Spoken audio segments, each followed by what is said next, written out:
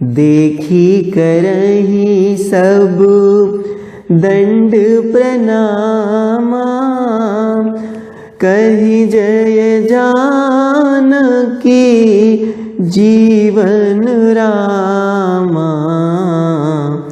प्रेम मगन अस राज समाजू, जनु फिर अवध चले रघुराजू। गुड मॉर्निंग क्लास, कैसे हैं आप सब? स्वागत करते हैं आपका हम इस सेशन में। आज हम आप लोगों के लिए लेकर आए हैं यूपी बोर्ड कक्षा 11 हिंदी विषय के काव्यखंड के अंतर्गत संकलित गोस्वामी तुलसीदास जी द्वारा रचित श्री रामचरितमानस के अयोध्या कांड से संकलित भरत महिमा इस शीर्षक के अवतरणों की व्याख्या का दूसरा भाग। देखिए, इस शीर्षक से संबंधित हमने बहुत सारी बातें पहले ही वीडियो में कर ली हैं। यहाँ हम लोग आगे से देखेंगे। हम लोगों ने ये देखा था कि वनवासिनी स्त्रियां आपस में बहुत सारी बातें कर रही थी कि बड़ी धन्य हैं हम, हमारी गणना आज से धन्य स्त्रियों की श्रेणी में होगी, आज से हम लोग बड़भागिनी कहलाएंगी। ये सारी बातें हो रही थी और गोस्वामी जी लिखते हैं कि वैसा ही आनंद उस वन प्रांत के प्रत्येक गांव-गांव में हो रहा था। ऐसा प्रतीत हो रहा था भरत शत्रुघ्न को देखकर कि मानो मरुस्थल में कल्पतरु उग आया हो। तो चलिए शुरू करते हैं आज का ये सेशन। गोस्वामी जी लिखते हैं कि तेहि बासर बसी प्रातहि, चले सुमिरि रघुनाथ।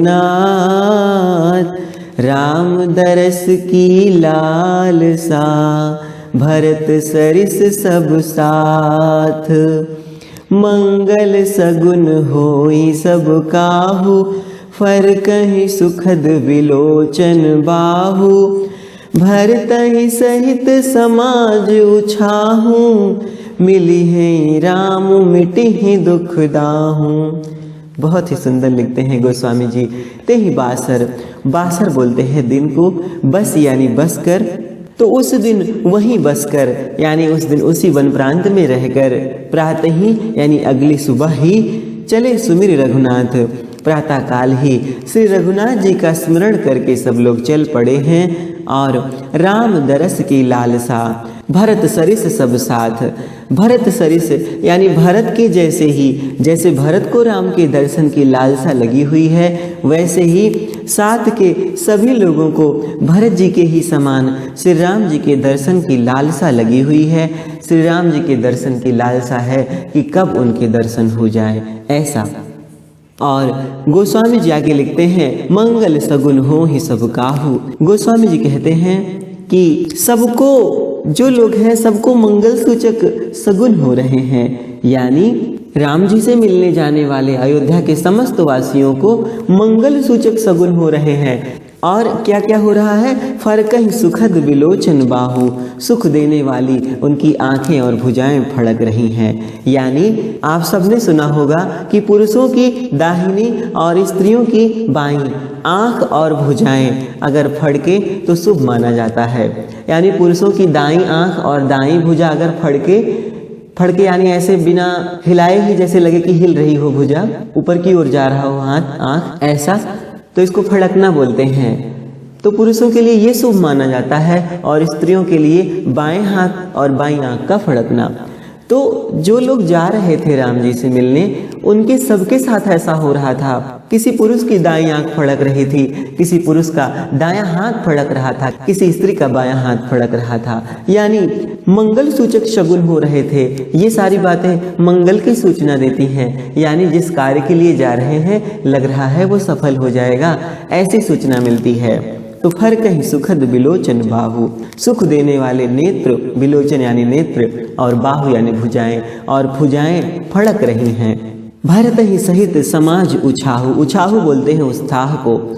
मिली है राम मिटी ही दुख दाहु, दुख यानी दुख, दाहु यानी जलाने वाला। तो दुख दाहु का एक साथ मतलब ऐसा समझे कि दुख की अग्नि, यानी ऐसा दुख जो जला देने वाला हो। तो भरत ही सहित समाज उछाहूं। भरत जी के साथ साथ जो समाज गया है भरत जी के साथ, उसको भी उत्साह हो रहा है। यानी भरत जी को तो उत्साह है ही है, साथ साथ पूरे समाज को उत्साह है कि राम जी मिलेंगे तो उनकी दुख की अग्नि मिट जाएगी, उनका दुख मिट जाएगा।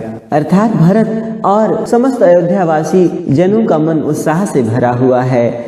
और कारण ये है कि जैसे ही श्री रामचंद्र मिल जाएंगे वैसे उनके दुख का दाह मिट जाएगा, वैसे उनकी दुख की अग्नि बुझ जाएगी।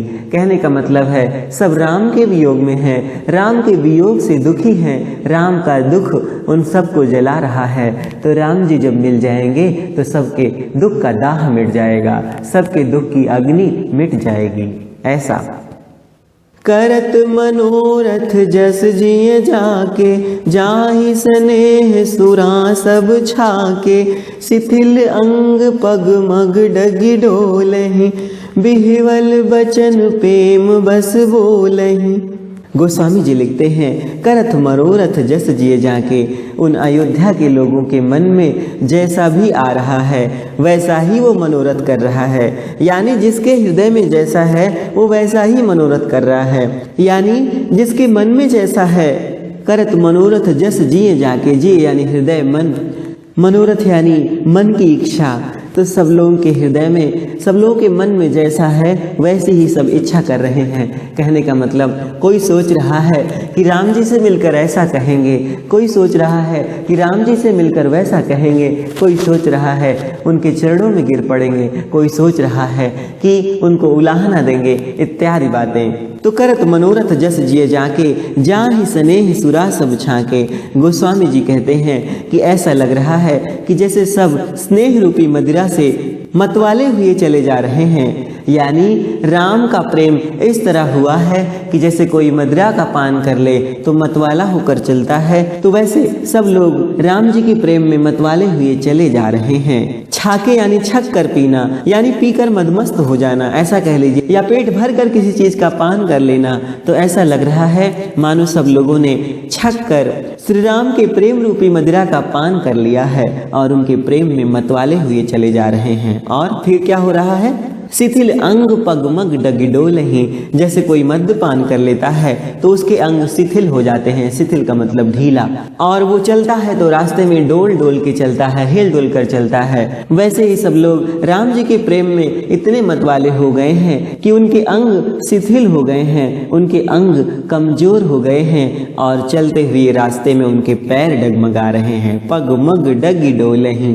रास्ते में उनके पैर डगमगा रहे हैं। और बिहवल बचन प्रेम बस बोलहि, और राम जी के प्रेम के कारण, राम जी के प्रेम के वशीभूत होकर बिहवल बचन बोल रहे हैं। बिहवल बचन का मतलब है ऐसा बोल रहे हैं कि उस वाणी में प्रेम भरा हुआ है, यानी भाव विभोर होकर बोल रहे हैं। उतना ध्यान नहीं है कि किस तरह से बोला जाए, बस सब लोग प्रेम के वशीभूत होकर बिहवल वचन बोल रहे हैं। और गोस्वामी जी आगे लिखते हैं कि राम सखा तेहि समय दिखावा, शैल शिरोमणि सहज सुहावा, जासु समीप सरित पय तीरा, सिय समेत बसहि दो बीरा। राम सखा तेहि समय दिखावा। देखिए, राम सखा यानी निषाद राज केवट, तेहि समय दिखावा, उसी समय निषाद राज केवट ने दिखाया क्या? शैल शिरोमणि सहज सुहावा। शैल शिरोमणि, शैल यानी पर्वत, शिरोमणि यानी, देखिए शिरोमणि का वैसे तो शाब्दिक अर्थ है सिर पर रखी जाने वाली मणि, यानी सर्वश्रेष्ठ चीज कोई हो तो उसको शिरोमणि बोलते हैं। तो शैल शिरोमणि यानी पर्वतों में श्रेष्ठ। तो चित्रकूट पर एक पर्वत है जिसका नाम है कामदगिरि, तो उसी को शैल शिरोमणि कहा जा रहा है। सहज सुहावा, सहज यानी स्वाभाविक ही, सुहावा यानी सुहावना। तो देखिए, जैसे हम लोग कहीं जा रहे होते हैं, मान लीजिए कहीं दर्शन के लिए जा रहे होते हैं, तो वो जब दर्शन वाला स्थल थोड़ी दूर रह जाता है और दूर से दिखाई दे रहा होता है तो कोई कोई दिखाने लगता है कि अरे देखो वो हमारा मंदिर आ गया। जैसे अभी आप वैष्णो माता जाएं, आप अभी मैहर देवी दर्शन जाएं, तो जब आप रास्ते में पहुंचने वाले होंगे तो बहुत दूर से ही आपको मंदिर ऊपर दिखाई देता है, तो साथ में बैठे हुए बहुत सारे लोग दिखाने लगते हैं, अरे देखो वो दिख रहा है अपना मंदिर, ऐसा। तो वैसे ही राम सखा ते ही समय दिखावा, शैल शिरोमणि सहज सुहावा। उसी समय राम सखा यानी निषाद राज ने स्वाभाविक ही सुहावना शैल शिरोमणि यानी स्वाभाविक ही सुहावना पर्वत शिरोमणि यानी कामदगिरि दिखावा यानी दिखलाया। यानी केवट ने दिखाया कि वो देखिए वही कामदगिरि पर्वत है और उसी पर भगवान श्री राम, लक्ष्मण और सीता जी रहते हैं, ऐसा। और ये कामदगिरि चित्रकूट में है क्योंकि भगवान राम चित्रकूट में निवास कर रहे थे उस समय। आज भी लोग जब चित्रकूट दर्शन करने के लिए जाते हैं तो कामदगिरि की परिक्रमा करते हैं। इनको कामता नाथ भी कहा जाता है। तो राम सखा ते ही समय दिखावा, शैल शिरोमणि सहज सुहावा। उसी समय राम सखा यानी निषाद राज ने स्वाभाविक ही स्वतः ही सुहावना यानी सुंदर पर्वत शिरोमणि कामदगिरि दिखलाया, पर्वतों में श्रेष्ठ कामदगिरि दिखलाया। केवट ने और क्या बताया कि जासु समीप सरित पै तीरा, सीय समेत बसहि दो बीरा। केवट ने कहा कि उसी के समीप, जासु समीप यानी जिसके निकट ही, सरित पय तीरा, देखिए पय बोलते हैं पयस्विनी को, सरित यानी नदी।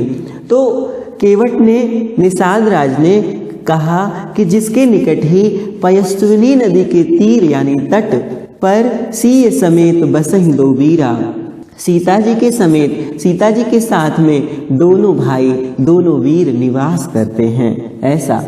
यानी राम सखा अर्थात निषाद राज ने उस समय स्वाभाविक रूप से स्वतः ही सुहावना पर्वतों में श्रेष्ठ कामदगिरि दिखलाया, जिसके निकट पयस्विनी नदी के तट पर, देखिए वीर का मतलब है भाई, तो सीय समेत बसहि दो बीरा, जहाँ पर सीता जी समेत दोनों भाई निवास करते हैं, ऐसा केवट ने दिखलाया। सीता जी समेत जहाँ पर दोनों भाई निवास कर रहे थे, रह रहे थे, उसको निषाद राज केवट ने नीचे से ही दिखला दिया। आगे, देखी करहि सब दंड प्रणामा, कहि जय जानकी जीवन रामा। प्रेम मगन अस राज समाजू, जनु फिरि अवध चले रघुराजू। बहुत सुंदर लिखते हैं गोस्वामी जी, कहते हैं कि देख इस करहि सब दंड प्रणामा। जैसे ही सब लोग उस पर्वत को फिर देखते हैं तो सब लोग दंडवत प्रणाम करने लगते हैं और क्या कहते हैं, कहि जय जानकी जीवन रामा। जानक जीवन, जानक यानी जानकी, जानकी यानी सीता जी, सब क्या कहकर जय जयकार कर रहे हैं, कहि जय कहकर जयकार कर रहे हैं, क्या कहकर, जानक जीवन रामा, जानकी जीवन रामचंद्र की जय, ऐसा कह कहकर सब लोग दंडवत प्रणाम करने लगे उस पर्वत को जब निषाद राज ने दिखलाया तो। और आगे कहते हैं कि प्रेम मगन असराज समाजू, राम जी को अपने समीप जानकर, यानी राम जी के पास अभी जल्दी ही पहुंच जाएंगे, ऐसा जानकर सब लोग प्रेम में मगन हैं। यानी वो राज समाज, जो अयोध्या का राज समाज है, वो राज समाज प्रेम में ऐसा मगन है, मानो जनु फिर अवध चले रघुराजू, मानो श्री रघुनाथ जी अयोध्या को लौट चले हों।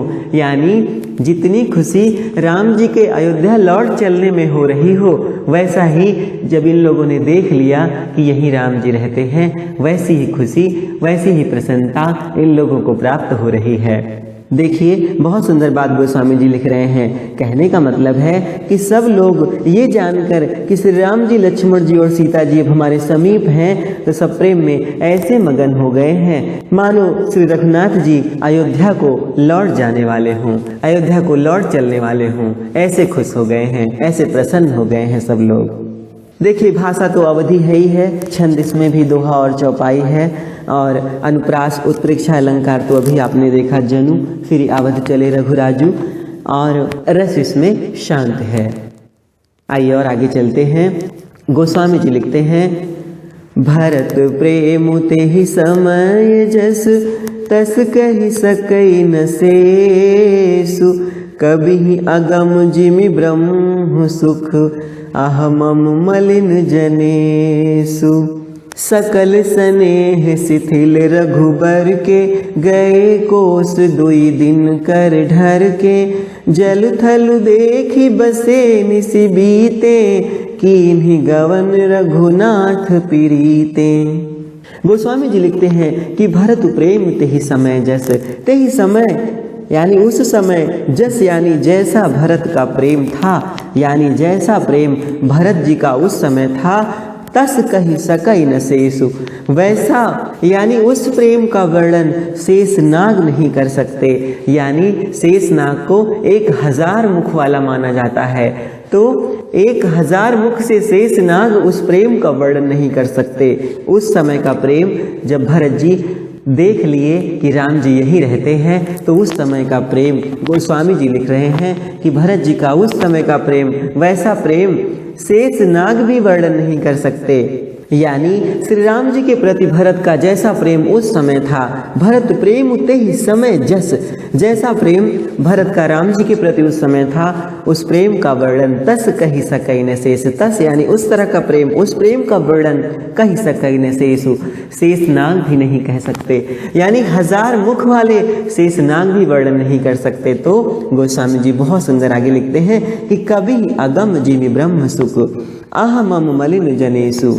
कवि ही अगम, कवियों के लिए तो वो अगम है। अगम यानी जहाँ जाना कठिन हो, जहाँ पहुँचना कठिन हो, यानी साधारण कवियों के लिए तो ये वैसा ही अगम है। जिमि यानी जैसा, कैसा, ब्रह्म सुख, आह मम मलिन जनेषु, जैसे आह यानी अहंकार, मम यानी ममता, मलिन यानी मलिनता, जनेषु यानी मनुष्य। तो कह रहे हैं कवियों के लिए तो भरत के उस समय के प्रेम का वर्णन करना उसी प्रकार है, उसी प्रकार अगम है जैसे अहंकार, ममता और मलिनता से भरे हुए मनुष्यों के लिए ब्रह्म सुख।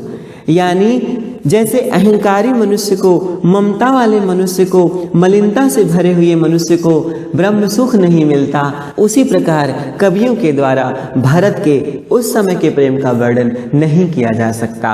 कवियों के लिए भरत का उस समय का प्रेम वैसे ही अगम है जैसे कि अहंकार, ममता और मलिनता से भरे मनुष्यों के लिए ब्रह्मानंद। यानी जैसे ब्रह्म के आनंद को अहंकारी, ममता से भरा हुआ और मलिनता से भरा हुआ मनुष्य नहीं प्राप्त कर सकता, वैसे कवियों के द्वारा भरत के उस समय का वर्णन नहीं किया जा सकता। ऐसा गोस्वामी जी लिखते हैं कि सकल स्नेह शिथिल रघुबर के, गए कोस दुई दिन कर ढर के। सब लोग, सकल यानी सब लोग, स्नेह शिथिल रघुबर के, श्री राम जी के प्रेम के मारे शिथिल हो गए हैं, और शिथिलता के कारण गए कोस दुई दिन कर ढर के, और शिथिलता के कारण यानी उनके अंग ढीले पड़ गए हैं, कमजोर पड़ गए हैं, तो जिसके कारण सूर्यास्त होने तक यानी दिन भर में 2 कोस ही चल पाए हैं। देखिए, दिनकर ढर के, दिनकर बोलते हैं सूर्य को, ढर के यानी अस्त होना, गए कोस दुई, दुई यानी 2। तो सब लोग श्री रामचंद्र जी के प्रेम के मारे ऐसे शिथिल हुए हैं कि उसी शिथिलता के कारण सूर्यास्त होने तक यानी पूरे दिन भर में केवल 2 कोस ही चल पाए हैं, ज्यादा दूर नहीं चल पाए। उनके अंग कमजोर पड़ गए हैं, शिथिल पड़ गए हैं। किस कारण? श्री राम जी के प्रेम के कारण। तो ज्यादा दूर दिन भर में चल नहीं पाए। और जल थल देखि बसे निस बीते, कीन्हि गवन रघुनाथ प्रीते। फिर क्या किया सब लोगों ने? जल थल देखि बसे निसी, फिर उस रात, निसी बोलते हैं रात्रि को, फिर उस रात जल और स्थल की सुविधा को देखकर, जल और स्थल का सुपास देखकर रात को वहीं पर सब लोग रह गए। यानी जल की सुविधा देखकर कि जहाँ जल मिल जाए और स्थल मिल जाए, विश्राम कर सके सब लोग, ऐसी जगह देखकर सब लोग वहीं रात में विश्राम किए हैं। और वहाँ तो कुछ खाने पीने के लिए भी नहीं रह रहा होगा, तो ऐसा समझे कि जल और स्थल की सुविधा देखकर सब लोग रात को वहीं बिना खाए पिए ही रह गए। और कीन्हि गवन रघुनाथ प्रीते, निस बीते यानी रात्रि बीतने के बाद जब रात्रि बीती तो कीन्हि गवन, गवन यानी गमन करना, रघुनाथ प्रीते यानी रघुनाथ के प्रेमी। तो रघुनाथ के प्रेमी कौन है? भरत जी हैं। तो कीन्हि गवन रघुनाथ प्रीते, तो रात्रि जब निस बीत गई, रात्रि बीत गई, तो श्री रघुनाथ जी के प्रेमी भरत जी ने आगे के लिए गमन किया, आगे के लिए प्रस्थान किया। यानी कह लीजिए कि सब लोग जल स्थल की सुविधा देखकर रात्रि में विश्राम किए हैं, और रात्रि के समाप्त होने पर रघुनाथ जी के प्रेमी, राम जी के प्रेमी भरत ने आगे प्रस्थान किया।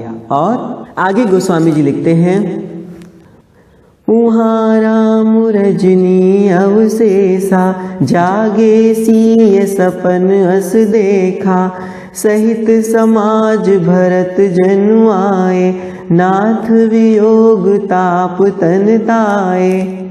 और उस तरफ क्या हो रहा था कि वहाँ राम रजनी अवशेषा, और उस तरफ राम जी, रजनी बोलते हैं रात्रि को, अवशेष यानी बचा होना। तो उधर राम जी रात्रि के अवशेष रहने पर ही क्या हो गए, जागे यानी जग गए। तो उधर श्री रामचंद्र जी रात के बचे रहते ही यानी रात्रि के शेष रहते ही जग गए। क्यों जग गए? क्योंकि सिय सपन अस देखा, क्योंकि सीता जी ने एक ऐसा स्वप्न देखा। तो सीता जी ने स्वप्न देखा तो राम जी को सुनाने लगी, इसलिए राम जी उस रात्रि जल्दी ही जग गए, यानी रात्रि अभी बीती नहीं थी कि राम जी जग गए।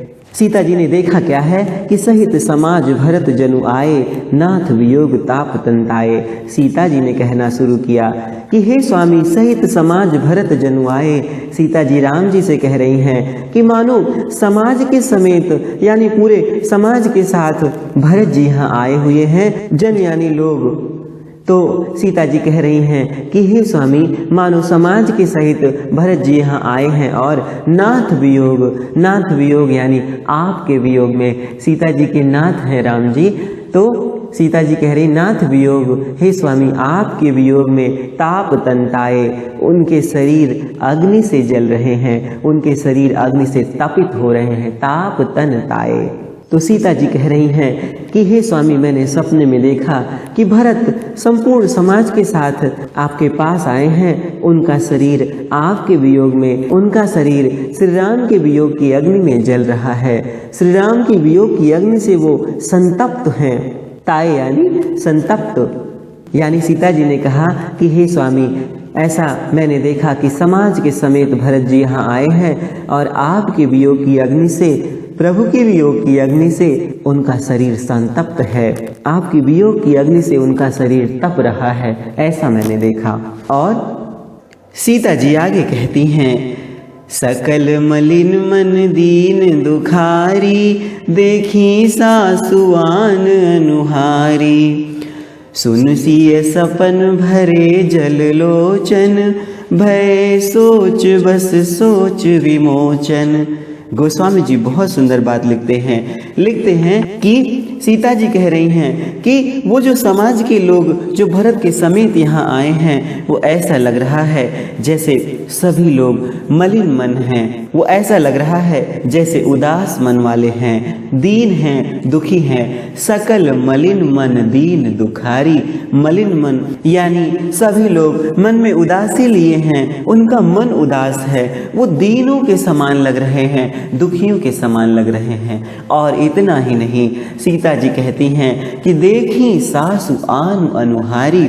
अनुहारी यानी अवतार कह लीजिए, वेशभूषा कह लीजिए। सीता जी कहती हैं कि हे स्वामी, मैंने देखा कि जो मेरी सासु हैं अर्थात कौशल्या माता, सुमित्रा माता, कैकेयी, ये सब दूसरी वेशभूषा में हैं, यानी विधवा का स्वरूप धारण की हुई हैं। यानी मैंने अपनी सासुओं को तो दूसरी ही सूरत में देखा, दूसरे ही अवतार में देखा। कहने का मतलब है दशरथ की मृत्यु हो गई है तो कौशल्या जी, सुमित्रा जी और कैकेयी, इन तीनों ने विधवा का वस्त्र धारण किया है। तो सीता जी वही कह रही हैं कि हे स्वामी, मैंने देखा कि जो हमारी सासु हैं उन सब की तो दूसरी ही वेशभूषा है, अर्थात उन्होंने विधवाओं का सा वस्त्र धारण किया है, यानी वो लोग विधवा के वेश में दिखाई दे रही थीं। ऐसा बस क्या था, सुन सिय सपन भरे जल लोचन। सीता जी का सपना सुनकर, सिय यानी सीता जी के सपने को सुनकर रामचंद्र जी भरे जल लोचन, आंखों में उनके जल भर आया, उनके नेत्रों में जल भर आया। और गोस्वामी जी आगे बहुत ही सुंदर बात लिखते हैं कि भय सोच बस सोच विमोचन। कह रहे हैं कि जो सोच विमोचन है, जो दूसरों को सोच से विमुक्त करते हैं, जो दूसरों को शोक से मुक्त करते हैं, आज वो भय सोच बस, आज वो सोच के वशीभूत हो गए हैं, वो शोक के वशीभूत हो गए हैं। कहने का मतलब है जो चराचर जगत को शोक मुक्त करते हैं, आज वो ये सपना सुनकर शोक से भर गए हैं, शोक के वशीभूत हो गए हैं। सीता जी के स्वप्न को सुनकर भगवान राम की आंखों में जल भर आया गया। और गोस्वामी जी लिखते हैं कि भय सोच बस सोच विमोचन, वो जो समस्त संसार को, जो दूसरों को शोक से मुक्त कराते हैं, सोच से मुक्त कराते हैं, आज वो भय सोच बस, आज वो स्वतः ही शोक के वशीभूत हो गए हैं। यानी उनको शोक हो गया है जो सबका शोक मुक्त करते हैं। लीला के कारण ऐसा भगवान ने किया है। और गोस्वामी जी आगे लिखते हैं, लखन सपन यह नीक न होई, कठिन कुचाह सुनाए ही कोई, अस कही बंधु समेत नहाने, पूजी पुरारी साधु सन्माने। गोस्वामी जी लिखते हैं कि राम जी लक्ष्मण से कहते हैं क्या, लखन सपन यह नीक न होई, हे लक्ष्मण। नीक का मतलब है अच्छा, सपन यानी सपना, हे लक्ष्मण यह स्वप्न अच्छा नहीं है। कठिन कुचाह सुनाई कोई, कठिन यानी कठोर, कुचाह यानी अनचाहा, यानी जिसको कोई सुनना ना चाहे, यानी जो अनचाहा हुआ हो, सुनाई कोई, हे लक्ष्मण कोई कठोर कुसमाचार प्राप्त होगा, यानी कोई बुरी खबर सुनने को मिलेगी। ऐसा भगवान राम लक्ष्मण से कह रहे हैं कि हे लक्ष्मण, लखन सपन यह नीक न होई, हे लक्ष्मण यह स्वप्न अच्छा नहीं है। और कठिन कुचाह सुनाई है कोई, कोई कठिन कुचाह यानी भीषण अनचाही चीज, यानी कोई भीषण कुसमाचार सुनाएगा, कोई भीषण बुरी ही खबर सुनाएगा। ऐसा अस कही बंधु समेत नहाने, पूज पुरारी साधु सन्माने। गोस्वामी जी लिखते हैं, अस कही बंधु समेत नहाने, ऐसा कहकर लक्ष्मण से ऐसा कहकर भगवान बंधु समेत यानी लक्ष्मण के समेत, बंधु बोलते हैं भाई को, नहाने स्नान किया। और पूज पुरारी साधु सन्माने, पुरारी बोलते हैं भगवान शंकर को, साधु यानी साधु, सन्माने यानी सम्मान करना। तो क्या किया, बंधु समेत यानी लक्ष्मण के साथ स्नान करके भगवान ने त्रिपुरार की पूजा की, महादेव की पूजा की और साधुओं का सम्मान किया। कहने का मतलब है, एक तो आज भगवान जल्दी उठ गए हैं और ऊपर से सीता जी का वो सपना सुनकर बहुत शोक के वशीभूत हो गए हैं। तो गोस्वामी जी कहते हैं कि लक्ष्मण से ऐसा कहकर कि हे लक्ष्मण यह सपना अच्छा नहीं है, कोई बुरी ही खबर जरूर सुनाएगा। कठिन कुचाह, भीषण बुरी खबर यानी भीषण कुसमाचार जो सुना नहीं जा सकने वाला होगा, ऐसा कोई कुसमाचार सुनाएगा लक्ष्मण। और ऐसा कहकर बंधु समेत नहाने, राम जी ने लक्ष्मण के समेत स्नान किया है। और पूज पुरारी साधु सन्माने, और त्रिपुरारी महादेव की पूजा करके साधुओं का सम्मान किया है।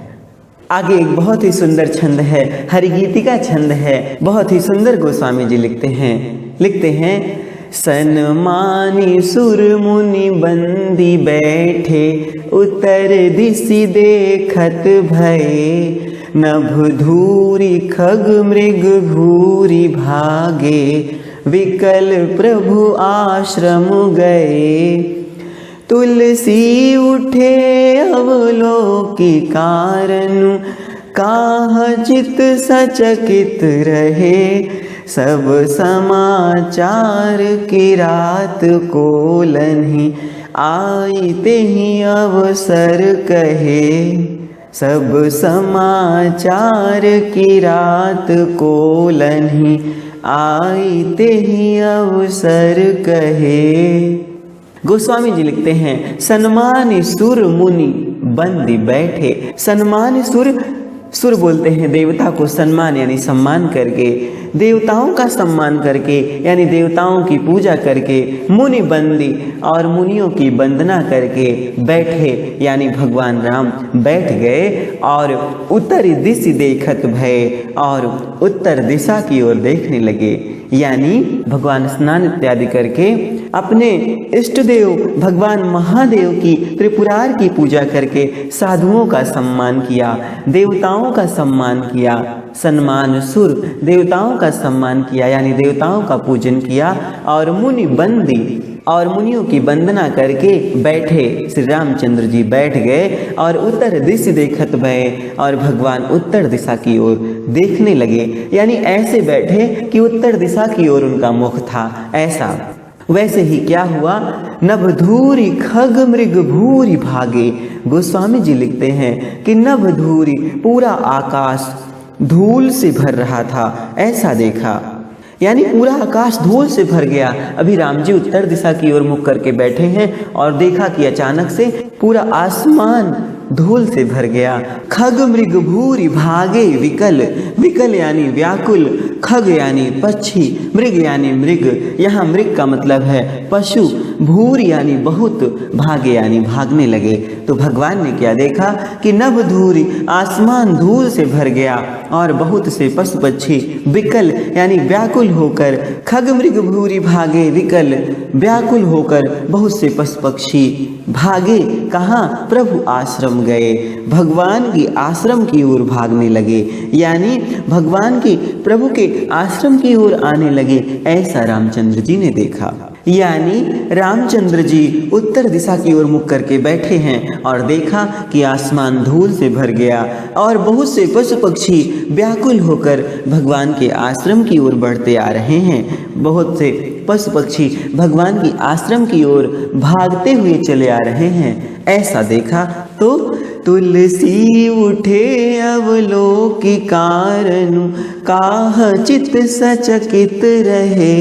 तुलसीदास जी लिखते हैं कि उठे, भगवान उठ गए, अवलोकि कारनु, यह देखने के लिए, अवलोक यानी अवलोकन करना, देखना, कारण देखने के लिए उठ गए। कारण काह, यानी गोस्वामी जी लिखते हैं कि भगवान श्री रामचंद्र जी यह देखकर उठे और उस कारण के विषय में सोचने लगे और चित्त सचकित रहे, और राम जी का चित्त आश्चर्य में पड़ गया। चित्त सचकित रहे, सचकित यानी आश्चर्यचकित, आश्चर्ययुक्त होना।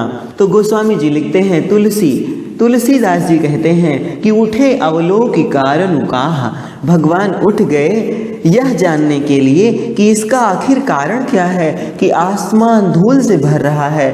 बहुत से पशु पक्षी भगवान के आश्रम की ओर ही चले आ रहे हैं। इसका कारण जानने के लिए भगवान उठकर खड़े हो गए और चित्त सचकित रहे और उनका चित्त आश्चर्ययुक्त हो गया। वे चित्त में आश्चर्य से भर गए, यानी उनको बहुत ही आश्चर्य हुआ किस बात का कि ये सब कैसे हो रहा है। या यूँ कह लीजिए कि गोस्वामी जी कहते हैं कि भगवान राम उठे और आश्चर्यचकित होकर मन में विचार करने लगे कि आखिर इसका कारण क्या है।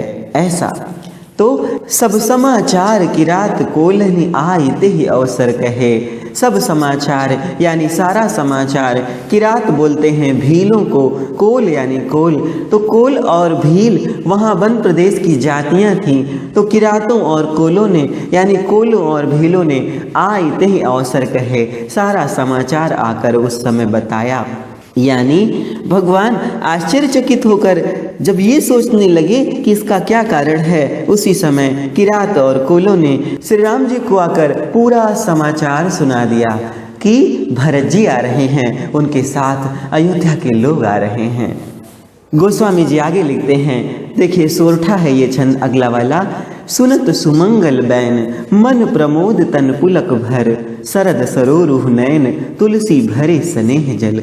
गोस्वामी जी लिखते हैं कि जब किरात और कोलों से ये समाचार प्राप्त किया भगवान राम ने कि भरत आ रहे हैं, अयोध्या के लोग आ रहे हैं, तो गोस्वामी जी लिखते हैं सुनत सुमंगल बैन, सु यानी सुंदर, मंगल यानी मंगल, बैन यानी वचन। तुलसीदास जी कहते हैं कि वो सुंदर और मंगल वचन सुनते ही मन प्रमोद तन पुलक भर, श्री रामचंद्र जी का मन प्रमोद से भर गया, आनंद से भर गया और तन पुलक भर, और उनका शरीर पुलकित हो गया, उनका शरीर बहुत खिल सा गया, रोमांच से भर गया। और कैसी तुलना कर रहे हैं, शरद सरोरुह नयन, शरद बोलते हैं शरद ऋतु को, सरोरुह यानी कमल, नयन यानी आँख। भगवान की आंखें उस समय शरद ऋतु के कमल के समान हो गईं। तुलसी भरे स्नेह जल, गोस्वामी जी कहते हैं कि भगवान ने स्नेह का जल अपनी आंखों में भर लिया। गोस्वामी जी कहते हैं कि शरद सरोरुह नयन तुलसी भरे स्नेह जल। शरद बोलते हैं शरद ऋतु को, सरोरुह यानी कमल, नयन यानी नेत्र, स्नेह जल यानी स्नेह का जल, प्रेम का जल, तो गोस्वामी जी कहते हैं और उसके बाद शरद ऋतु के कमल के समान भगवान के नेत्रों में प्रेम के आंसू भर गए, स्नेह का जल भर गया। देखिए शरद ऋतु में रात्रि में ओस बहुत पड़ जाती है, तो पुष्पों पर पत्तियों पर ओस की छोटी छोटी बूंदें पड़ जाती हैं और भगवान के नेत्र कमल के समान हैं। तो जैसे कमल पर छोटी छोटी बूंदें शरद ऋतु में सुबह देखिए तो पड़ी रहती हैं, वैसे ही भगवान के उस कमल नेत्र में प्रेम का जल भर आया। क्या बात है! गोस्वामी जी कितना सुंदर लिखते हैं कि शरद सरोरुह नयन तुलसी भरे स्नेह जल। गोस्वामी जी कहते हैं कि शरद ऋतु के कमल के समान भगवान के नेत्र प्रेम के आंसुओं से भर गए, प्रेम के जल से भर गए। यानी जब किरात कोलों ने समाचार सुनाया तो वैसा मंगल और सुंदर वचन सुनकर, यानी वो मंगलकारी कल्याणकारी वचन सुनकर भगवान का मन आनंद से भर गया और तन पुलक भर उनका शरीर पुलकित हो गया। और शरद सरोरुह नयन तुलसी भरे स्नेह जल, और शरद ऋतु के कमल के समान, जैसे शरद ऋतु में कमल पर छोटी छोटी ओस की बूंदें आ जाती हैं, वैसे ही भगवान के कमल नयन में स्नेह का जल भर गया। कहते हैं कि लक्ष्मण को यह समाचार कुछ अच्छा नहीं लगा। उनको लगा कि भरत राम को मार डालने के लिए आ रहे हैं, कि इनको मार देंगे तो दोबारा अयोध्या का राज्य इनको कभी नहीं मिलेगा। तो लक्ष्मण बहुत क्रोधित हो गए और लक्ष्मण जी को लगा कि राज्य पाकर भरत अंधा हो गया है, मदांध हो गया है भरत। तो राम जी लक्ष्मण को समझा रहे हैं कि ऐसा नहीं हो सकता, भरत को मैं जानता हूँ, भरत को राज्य का अहंकार नहीं हो सकता, राज्य का मद नहीं हो सकता। देखिए इसमें भाषा तो वही है, अवधी भाषा। छंद हमने दोहा, चौपाई, सोरठा और हरिगीतिका देखा, और रस इसमें भी शांत है। भरत का भ्रातृत्व प्रेम तो देखते ही बन रहा है। आइए और आगे चलते हैं। राम जी लक्ष्मण को समझा रहे हैं। गोस्वामी जी लिखते हैं कि भरतहि होई न राज मधु विधि हरिहर पद पाई, कबहु की कांजी सी करनी क्षीर सिंधु बिन साई। तिमिरि तरुण तरिणी हिमकु गिलई, गगनु मगन मकु मेघहि मिलई, गोपद जल बूढ़ई घट जोनी, सहज क्षमा बरु छाड़ छोनी। गोस्वामी जी लिखते हैं राम जी लक्ष्मण को समझा रहे हैं कि हे लक्ष्मण, ये कैसा पाप अपने मन में भर रहे हो। भरत ही होई न राज मधु, भरत को राज का मद नहीं हो सकता, राज का अहंकार नहीं हो सकता। विधि हरिहर पद पाई, विधि बोलते हैं विधाता यानी ब्रह्मा को, हरि यानी भगवान विष्णु, हर यानी भगवान शंकर, पद यानी स्थान, पाई यानी पाकर। हे लक्ष्मण, भरत को विधि यानी विधाता का पद मिल जाए, हरि यानी श्री विष्णु का पद मिल जाए, हर यानी श्री महादेव का पद मिल जाए, फिर भी भरत को राज्य का मद नहीं हो सकता। और ये तो अयोध्या की राज की बात है। यानी हे लक्ष्मण, अयोध्या के राज्य की तो बात ही क्या है, भरत को ब्रह्मा का, विष्णु का और महेश का भी पद दे दिया जाए तो भी भरत को राज्य का मद नहीं हो सकता, भरत को राजमद नहीं हो सकता। यानी अयोध्या तो एक छोटा सा राज्य है, अगर भरत को ब्रह्मा का पद दे दिया जाए, विष्णु का पद दे दिया जाए, श्री महादेव का पद दे दिया जाए, तब भी भरत को राज्य का मद नहीं हो सकता। देखिए भगवान राम भरत को कैसा जान रहे हैं। और कबहु की कांजी सी करनी क्षीर सिंधु बिन साई। देखिए कांजी बोलते हैं किसी खट्टी चीज को, सीकरन यानी बूंद। आमतौर पर कांजी आपने सुना होगा, राई को डाल दिया जाता है तो पानी खट्टा हो जाता है, उसी को कांजी बोलते हैं। राई यानी सरसों, तो बहुत बार खट्टा बनाने के लिए उसमें राई डाल दी जाती है तो वो खट्टा हो जाता है। तो कांजी सीकरन यानी राई को डालने से खट्टा बना हुआ कोई घोल और उसकी बूंदों से। तो कबहु की कांजी सीकरन क्षीर सिंधु, क्षीर बोलते हैं दुग्ध को, सिंधु यानी सागर, बिनसा यानी नष्ट होना। हे लक्ष्मण, क्या कभी कांजी की बूंदों से क्षीर सागर को नष्ट किया जा सकता है? देखिए आपने अवश्य देखा होगा, जब कभी मिष्ठान इत्यादि कुछ बनाना होता है उस तरह का जिसमें दूध को फाड़ना पड़े, तो उसमें खट्टा पदार्थ डाला जाता है, यानी खट्टे पदार्थ से दूध फट जाता है, ऐसा कह लीजिए। तो भगवान राम कह रहे हैं कि हे लक्ष्मण, थोड़ी सी कांजी की सीकरनी, थोड़ी सी कांजी की बूंदें, थोड़ी सी खट्टे पदार्थ की बूंदें क्या कभी बड़े से क्षीर सागर को, देखिए क्षीर यानी दूध, सागर यानी सागर, देखिए सागर कितना विशाल होता है, भला थोड़ी सी खट्टी बूंदों से क्या क्षीर सागर के दुग्ध को फाड़ा जा सकता है, क्या नष्ट किया जा सकता है? अर्थात नहीं। यानी हे लक्ष्मण, जैसे कभी कांजी की बूंदों से क्षीर सागर को, क्षीर समुद्र को नष्ट नहीं किया जा सकता, वैसे ही थोड़े से राज्य को पाकर भरत को अहंकार नहीं हो सकता, राज्य का मद नहीं हो सकता। भरत सांसारिक बंधन में बंधने वाले नहीं हैं। कितने अच्छे से लक्ष्मण को भगवान राम समझा रहे हैं कि हे लक्ष्मण, अयोध्या के से छोटे राज्य की तो बात जाने दीजिए, भरत को ब्रह्मा, विष्णु और महेश का पद भी दे दिया जाए तो उसे राज्य का मद नहीं हो सकता। जैसे थोड़े से खट्टे पदार्थ से क्षीर सागर को नष्ट नहीं किया जा सकता, वैसे ही अयोध्या के जैसे छोटे से राज्य को पाने के बाद भरत को अहंकार नहीं हो सकता। राम जी आगे कह रहे हैं, तिमिर तरुण तरनी मकु गिलई, गगन मगन मकु मेघई मिलई। देखिए तिमिर बोलते हैं अंधकार को, तरुण यानी युवा, तरनी यानी सूर्य, तरनी यानी सूर्य को, मकु यानी चाहे, गिलई यानी निगल जाए। देखिए कितनी सुंदर तुलना कर रहे हैं। गोस्वामी जी लिखते हैं कि भगवान राम कह रहे हैं कि तिमिर तरुण तरनी मकबुलई, चाहे मध्याह्न का सूरज, तरुण सूरज यानी युवावस्था का सूरज अंधकार निगल जाए। देखिए सुबह जब सूर्य निकला ही नहीं होता है, सूर्य के सारथी ही निकलते हैं, तभी अंधकार पूरा नष्ट हो चुका होता है। और दोपहरी के सूरज की तो बात ही जाने दीजिए। देखिए एक बात समझें कि सूर्य का सुबह निकलना मानो सूर्य का बालपन है, सूर्य का मध्याह्न में पहुंचना यानी सूर्य की युवावस्था है, और सूर्य का अस्त होना मानो सूर्य की जरावस्था है। तो इस हिसाब से अगर समझें तो सूर्य अभी निकले ही नहीं होते सुबह में, तभी अंधकार नष्ट हो जाता है।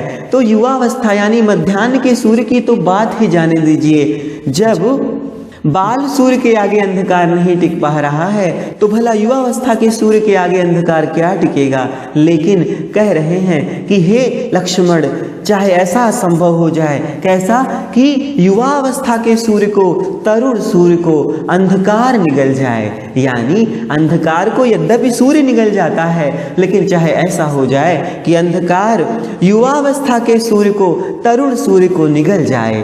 गगन मगन मक मेघई मिलई, गगन बोलते हैं आसमान को, मगन यानी लीन होना, मेघई यानी बादलों में, मिलई यानी मिल जाना, मकु यानी चाहे, चाहे आसमान बादलों के द्वारा विलीन कर लिया जाए। यानी वैसे देखिए तो बादल आसमान में बनते हैं और ऐसा प्रतीत होता है कि बादल आसमान में ही नष्ट हो जाते हैं, यानी आसमान बादल को निगल जाता है। लेकिन राम जी कह रहे हैं कि हे लक्ष्मण, चाहे ऐसा भी असंभव हो जाए कि बादलों के द्वारा आसमान को निगल लिया जाए, यानी यद्यपि आसमान बादलों को निगलता है, लेकिन आज चाहे ऐसा हो जाए कि बादलों के द्वारा आसमान को निगल लिया जाए, कैसी असंभव बात हो जाए। और इतना ही नहीं, गोपद जल बूढ़ई घट जोनी, घट जोनी, घट का मतलब है घड़ा, जोनी यानी योनी, तो घट जोनी यानी घड़े से उत्पन्न होने वाले, घड़े से उत्पन्न होने वाले का नाम है अगस्त ऋषि।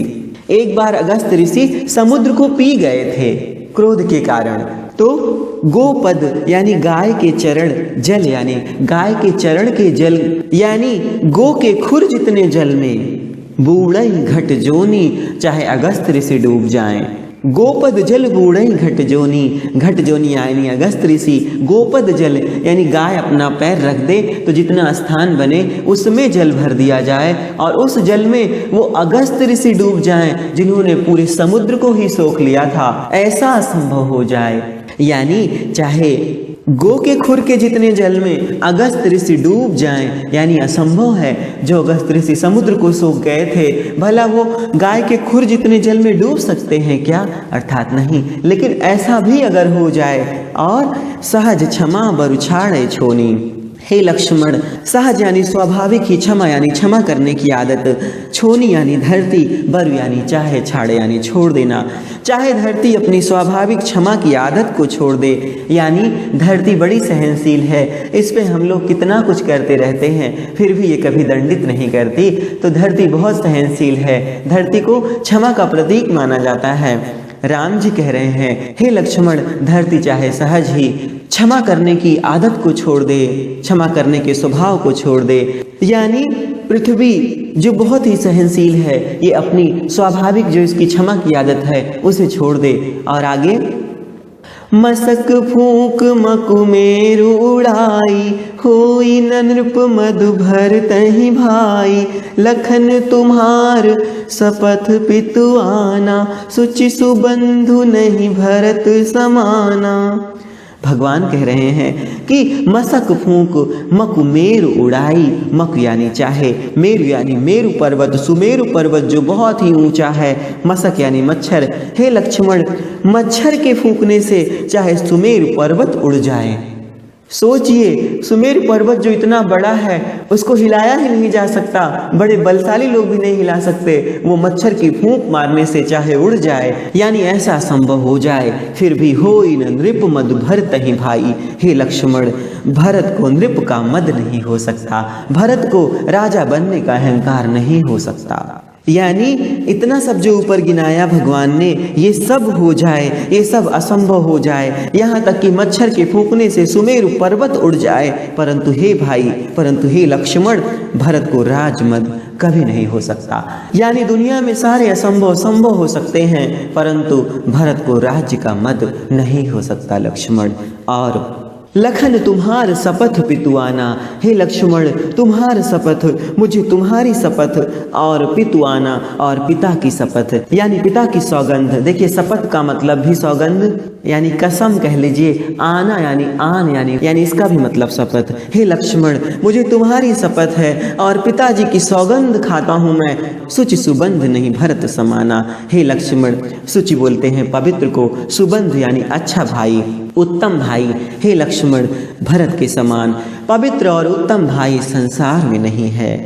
कहने का मतलब, हे लक्ष्मण, मैं तुम्हारी सौगंध लेकर कहता हूँ, मैं पिता की आन लेकर कहता हूँ कि भरत के जैसा पवित्र आचरण वाला और उत्तम भाई संसार में दूसरा नहीं है। सोचिए, जिसकी बड़ाई रामचंद्र जी स्वयं करे वो कितना धन्य होगा। यानी हे लक्ष्मण, भरत के समान पावन हृदय वाला और श्रेष्ठ आचरण करने वाला भाई इस दुनिया में नहीं हो सकता। और सगुन खीर अवगुण जलुताता, मिलई रचई पर पंचु विधाता, भरतु हंस रवि वंश तड़ागा, जन्म कीन्ह गुण दोष विभागा।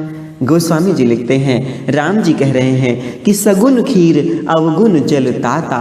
हे लक्ष्मण, हे तात, सगुन खीर यानी गुड़ रूपी दूध और अवगुण रूपी जल से मिलई रचई पर पंच विधाता। खीर बोलते हैं दूध को, तो सगुन खीर अवगुण जल ताता।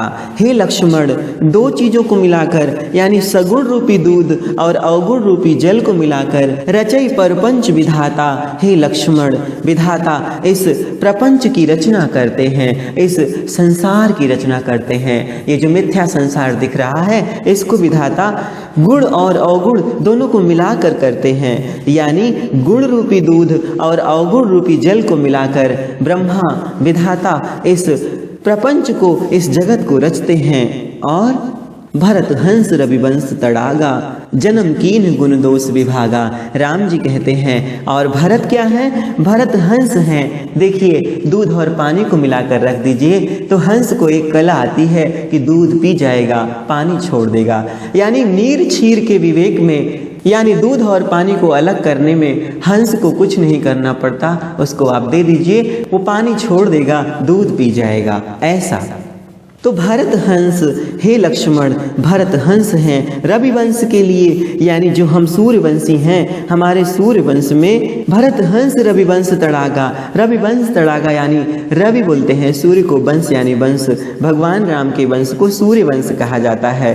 तो तड़ागा यानी तालाब, सरोवर। हे लक्ष्मण, भरत सूर्यवंश रूपी तालाब के राजहंस हैं। हंस रूप में इन्होंने जन्म लिया है। देखिए, हंस जैसे सरोवर के किनारे रहना पसंद करता है और दूध और पानी को अलग अलग कर लेता है, हे लक्ष्मण, वैसे भरत सूर्यवंश रूपी तालाब में हंस के रूप में जन्म लिया है। यानी भानुवंश के सरोवर में भरत हंस के समान है। और जन्म कीन्हि गुण दोष विभागा, जन्म से ही जैसे हंस को दूध और पानी को अलग करने की कला प्राप्त होती है, वैसे ही भरत को गुण और अवगुण का भेद करने में जन्म से ही महारत हासिल है। यानी भरत ने जन्म से ही गुण और दोष को अलग करना सीखा है। यानी भरत ने सूर्यवंश रूपी तालाब में हंस के रूप में जन्म लेकर गुण और दोष का विभाग कर दिया, गुण और दोष दोनों को अलग अलग कर दिया। ऐसा विधाता तो मनुष्यों की रचना गुण अवगुण दोनों को मिलाकर करते हैं, लेकिन भरत ने जन्म लेते ही, भरत ने भानुवंश के इस सरोवर में जन्म लेते ही गुण और दोष का विभाग कर दिया, गुण और दोषों को अलग अलग कर दिया है। ऐसा आगे कहते हैं, गहि गुण पय तजि अवगुण बारी, निज जस जगत कीन्हि उजियारी, कहत भरत गुणशील स्वभाव, प्रेम पयोधि मगन रघुराऊ। गोस्वामी जी लिखते हैं कि भरत की महिमा का बखान करते हुए भगवान राम आगे कह रहे हैं कि गहि गुण पय तजि अवगुण बारी। भरत ने क्या किया कि गुण रूपी दूध को ग्रहण किया। पय यानी दूध, गह यानी ग्रहण, गुण यानी गुण। भरत ने गुण रूपी दूध को ग्रहण करके और अवगुण बारी तजी, और अवगुण रूपी जल को त्याग करके निज जस जगत कीन्हि उजियारी, भरत ने अपने यश से जगत में उजाला कर दिया है। कहने का मतलब है भरत राजहंस हैं। जैसे हंस को दूध और पानी अलग करने की प्रक्रिया आती है, वैसे चूंकि विधाता गुण अवगुण दोनों को मिलाकर संसार की रचना करते हैं, तो भरत कैसे हैं? राजहंस हैं। और भरत ने क्या किया है? गुण रूपी दूध को ग्रहण कर लिया है और अवगुण रूपी जल को त्याग दिया है। और इस प्रकार भरत ने अपने यश से, अपनी कीर्ति से संसार में उजाला कर दिया है। ऐसा और कहा तो भरत गुणशील स्वभाव, भरत जी के गुण, उनके शील और उनके स्वभाव को कहते कहते प्रेम पयोधि मगन रघुराऊ, प्रेम के पयोध यानी समुद्र में मगन रघुराऊ भगवान राम मगन हो गए। यानी भरत जी के गुण, शील और उनके स्वभाव का इस तरह से बखान करते हुए भगवान राम जी प्रेम के सरोवर में मानो डूब गए। ऐसा यानी भरत के गुणों का बखान कर रहे हैं, उनके शील स्वभाव का वर्णन कर रहे हैं। और ऐसा करते करते भगवान श्री राम अपने भरत के प्रेम रूपी, अपने भाई भरत के प्रेम रूपी सागर में मगन हो गए, खो से गए। ऐसा बहुत ही सुंदर गोस्वामी जी लिख रहे हैं। प्रिय विद्यार्थियों, आज के सेशन के लिए बस इतना ही। आपको ये वीडियो कैसा लगा हमें अवश्य बताएं और अपने सहपाठियों के साथ इसे साझा भी करें।